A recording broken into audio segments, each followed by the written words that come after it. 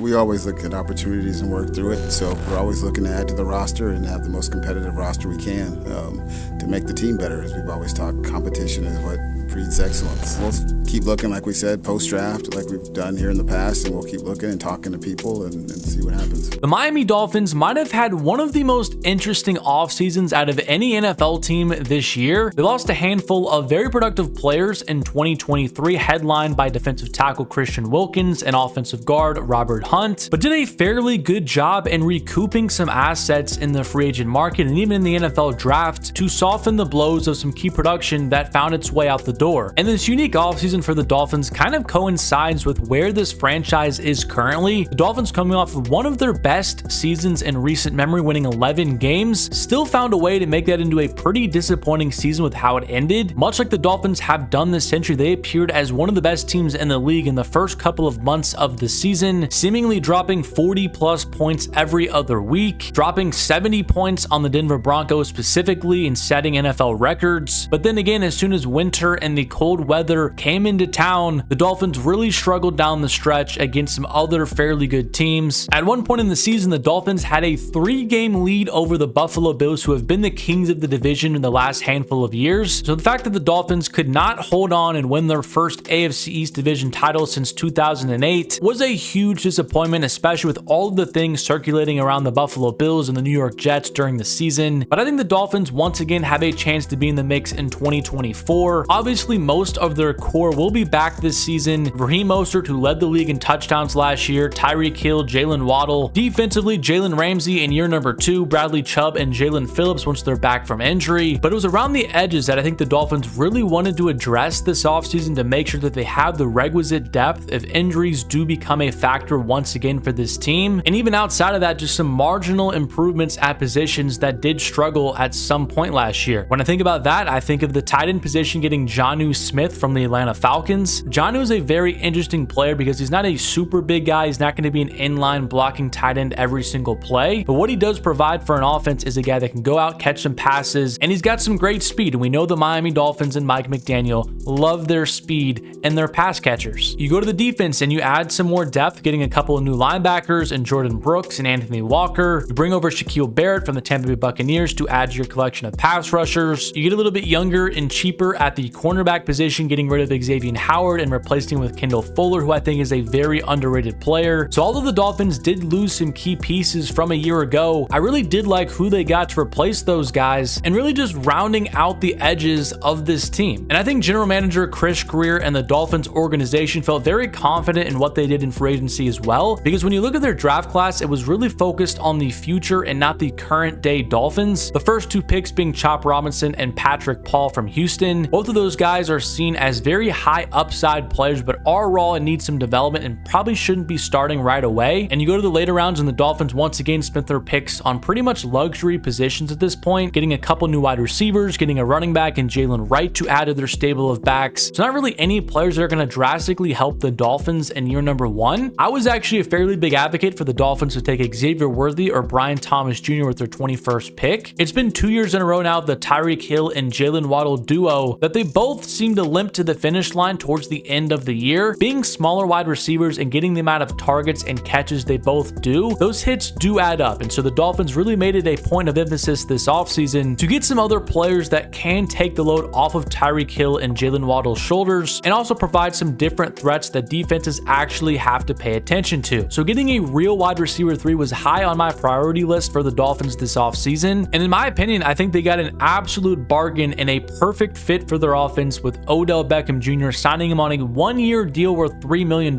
with incentives that can push its max value to $8.25 million. Odell spent last season with the Baltimore Ravens and had 35 catches, 565 yards, and 3 touchdowns. If you remember, the Ravens brought him in on a massive contract, which I definitely thought was an overpay, and he spent most of the season being the 3rd or 4th option in a pretty run-heavy offense, so his numbers were not super good, and he also did suffer an injury. He missed 3 games, which that's always been kind of a thing with Odell. He's only played 2 full seasons in his entire career. But the slander that I see about Odell Beckham Jr. all across NFL Twitter, I think is very crazy to me. Obviously, he is not the player that we saw in 2014, 2015 with the New York Giants when he was just one of the most electrifying players we had ever seen. But I definitely think Odell still has enough in the tank to be a difference maker as a third option in an offense. He still has very good speed. We saw it on a handful of occasions last season for the Ravens, getting past the entire secondary and catching a deep pass from Lamar Jackson, taking a slant to the house, which OBJ became pretty famous for doing earlier in his career. He still puts in a lot of effort as a blocker in the run game, which is important to the Dolphins since they do utilize the run a decent amount. And his leadership, he's been a guy that's been in the league for 10 years now, and he's also been through a lot, whether it was with his antics with the New York Giants, some drama stuff with the Cleveland Browns, or even winning a Super Bowl with the Rams or making the AFC Championship game last year with the Ravens. I think he will instantly become one of the leaders for the Dolphins offense and really the team as a whole. So when you add in all the intangible stuff to the fact that OBJ can still be a versatile player, he can play in the slot, he can play on the outside, he still has some very nice hands, he's going to be very reliable, he has speed to be a yards after catch player as well. I don't see how anybody could not like this move, getting him for around $3 million to be the third option in an offense. Teams last season just began double teaming Tyreek Hill, bracketing Jalen Waddle, and it really slowed down the Dolphins offense down the stretch because they did not have somebody that could consistently get open at the wide receiver position outside of their top two guys in Hill and Waddle. So instead of Braxton Berrios or Cedric Wilson being relied upon to be that guy, and now Odell is going to get all of those opportunities, and I do think that's a pretty substantial upgrade when you consider all the factors. Mike McDaniel will now have the ability to put in Waddle or Hill in the slot, allow them to get better matchups against slot corners or maybe even safeties at some point, and feel comfortable about the guy that is replacing them on the outside because he is reliable, has experience, and can still be a big play threat any given snap. So the Dolphins offense, which was ranked third in yards per game and third in points per game last season, I think has a great chance to be even better this year with some of their improvements on that side of the ball. I mentioned Jonnu Smith, I mentioned getting another running back in Jalen Wright from Tennessee, I mentioned some of the depth wide receivers they got in day 3 of the NFL draft, and getting Odell as the new wide receiver 3 really puts a bow on everything the Dolphins did this offseason to further improve that unit. It's to be seen how the Dolphins perform as a team next season. They have a lot of changes on the roster I went over. Vic Fangio is out as defensive coordinator. They brought in Anthony Weaver to replace him. So it's hard to exactly pinpoint how the Dolphins will fare against other top AFC teams next year. I mean, the conference is as loaded as I can remember. The AFC North is always a super competitive division, and all 4 teams always end up being a very tough out. The AFC West, of course, you have the Kansas City Chiefs and Jim Harbaugh now taking over for the Chargers. The AFC South has a lot of nice up-and-coming teams with the Texans and CJ Stroud, Anthony Richardson and the Colts, Trevor Lawrence and the Jaguars, and the Titans, who made a ton of moves this offseason. There's an argument to be made that the AFC East is the most wide-open division in the AFC. I don't think the Patriots are a real threat as they're really entering year number 1 of a completely new rebuild. The Jets are getting Aaron Rodgers back, and they made a lot of improvements this offseason, although health is always a huge factor with them. The Bills, we already know about them. They got rid of a lot of their key veterans and replaced them with younger and cheaper players who won't be as good right away. So the division is there for the taking for the Dolphins. They just really have to put together a full season and not just being a dominant team the first couple of months and then faltering like they're used to doing. And I think getting a piece like OBJ will help the Dolphins stay upright late in the season. But I want to know what you think about Odell Beckham Jr. signing with the Miami Dolphins and what you think this means for the team. Do you think he's a good fit in Miami, or do you think his impact is not really going to be felt next season? Let me know what you think in the comment section down below. But subscribe to the channel if you are new, drop a like on the video if you did enjoy it, and as always,